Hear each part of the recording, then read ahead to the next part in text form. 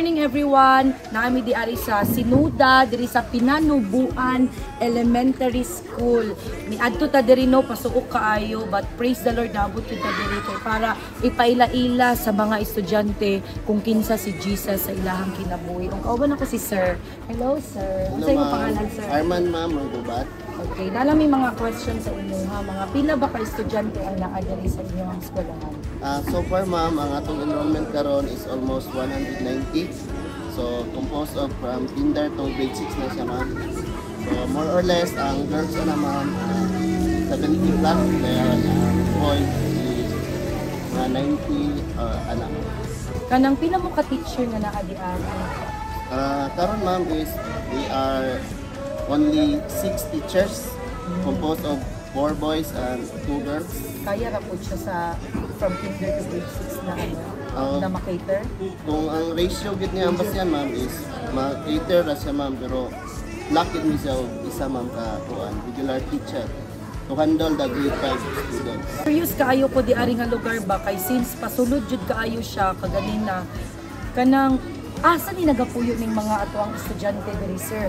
So nakaning ato mga estudyante diri ma'am, naglangkop ni siya sa daghan kay nga mga sityo. So sa ato pa kay di man kay ko familiar sa mga sityo, mga pila ba na siya ka kilometers or oras nga mabaktas sa ilaha, minutes nga mabaktas kayo? Layo kayo gid siya ma'am from sityo Kilomod, more or less 1 hour and a half siya daklayon. Dayon diri sa kuan pod mga sa Baliti, more or less mga 20 to 30 minutes. Then ang ibabaw, more or less 1 hour gyapon sa kapin. So lagyo agad ang mga estudyante nato no, kayo sila magbaklay everyday gina siya ma'am, kay wala man gitay sa kapuy-an or masakyan diri sa mga bata. Then also naapod tay dito sa sitio Kilomot na sila service kung maglisod yun na sila kabayo na pwede nila masakyan if in case mo tabok sila og sapa, so mas secure sila or mas safety ang ilang pag-alwid diri. So kadungog mo ato ha, mutabok pa og sapa ang uban natong mga estudyante. So happy kayo mi. And lastly ang ako ang pangutana sir, naa na ba'y nakaadto di ari nga nagapa-feeding or naga-share og word of God di ari sa inyong eskwelahan? So far ma'am, wala pa gid siya no na tabo. Wow, so it's the first time good nga mo feed di ari o mo preach sa good news diya kay Jesus. So anyway, thank you kayo sir. Daghang salamat sa inyo. So we are so excited. So sabayan nyo kami mamaya. God bless. Before we start, we can't do anything here kung wala ang presensya sa Ginoo. These may just be kids, but these are souls as well. So we need the presence of Jesus to help us, to fill us, to guide us, to lead us. Jesus, you're the center, and everything revolves around you. Jesus, you're nothing else. Sama sa kanta, Jesus be the center of it all. Lord, wala milaing gusto na mahitabo diri karong adlaw, walay laing name na ma-retain sa mga matagkalag diri na magpabilin silang una-una kasing-kasing Lord. Una in times of trouble na sila laing sampiton kung imong ngalan Jesus. Over every heart and every mind, 'cause I know there is peace within your presence. I speak Jesus.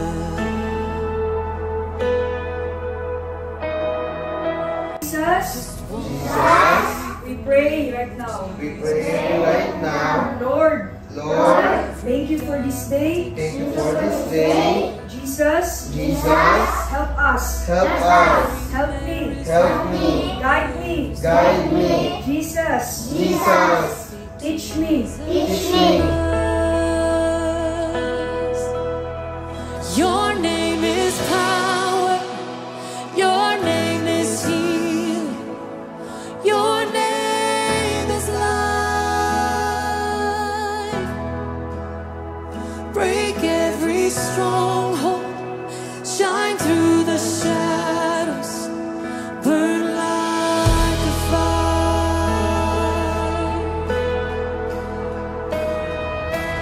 I just wanna speak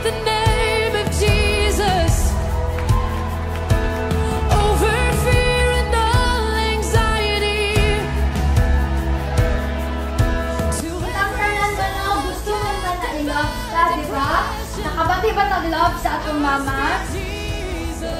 Love sa atong papa? Pero inenta mo na ay nag-love sa imuha ang iyahang pangalan, si Jesus. Dalaygon ng Diyos! Amen! Amen! Usap pa rin ang gihimo ni Jesus, be?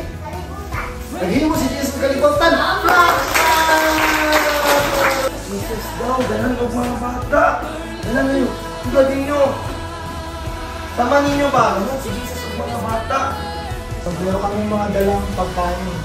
So, yung pagkain na ito, galing kanino? Galing kay Jesus. So, hindi galing sa amin kasi pag galing sa amin, kami yung mag-glorify. Pero pag galing kay Jesus, siya lang yung mag-glorify, siya yung maalala niya.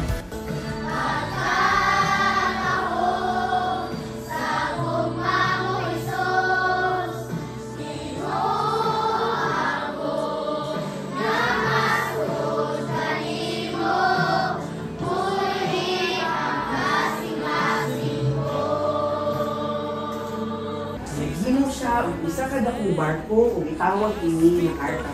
Ang barko, gamay lang na siya, pila lang katawo ang masulod.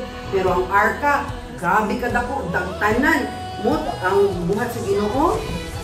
Dako unya kagahuma ang ipabuhat sa Ginoo kay Noah. Dako kaayo unya nasulod ang mga animal. Uy nang gihuna-una mo, huwag ang mga butang na di makaayo. Ginoong Jesucristo, please, tabangi ko.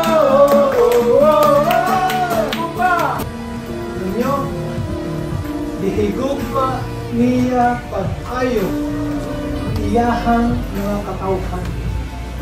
Kini nga hari, andam siya, pakamatyan ang iyahang mga katawhan. Andam siya na isakripisyo ang kanyang sariling kinabuhi. Your name is power. Your name is healing.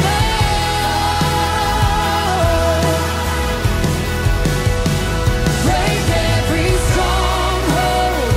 Shine through the shadows. Burn like a fire.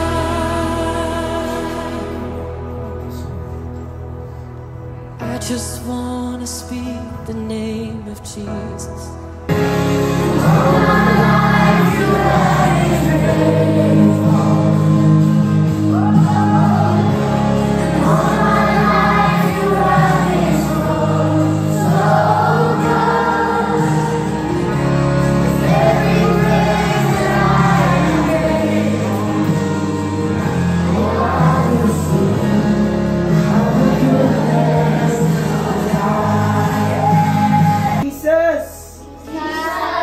Salamat!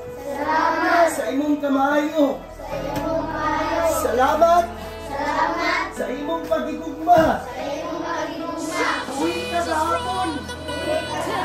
Karon! Hangtod sa kanturan! Jesus!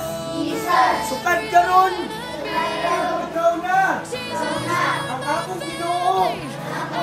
Manluluwas! Amen! Congratulations! Now, pag-urgid na human ang ato ang room to room na pag-share sa gospel. We are so happy yun na diligid mo labay nga kawang ang pag-ato na to sa ilang no kay ang uban first time na nakakaon ng mga hotdogs, nuggets, especially spaghetti na pag-iuban nga wala agad nagkaon kay tungod dalaon daw nila sa ilang parents kay paborito sa ilahang mama ang spaghetti. So makakuan siya sa heart. Guys! Jesus! Jesus! Guys! Inasay, kay daghan kayo nagipanghatag sa mga bata diri na mga pagkaon, mga loot bags. Ang pinaka-importante yun nga nagpabilin sa ilang kasing-kasing is the word of God, ang gospel yun sa Ginoo nga magpabilin hangtod mo dako sila. Wala yun nilabay nga kawang nga gipaila-ilag yun sa matag-usa si Jesus. Salamat sa Ginoo, dalaygon ng Dios sa walay katapusan.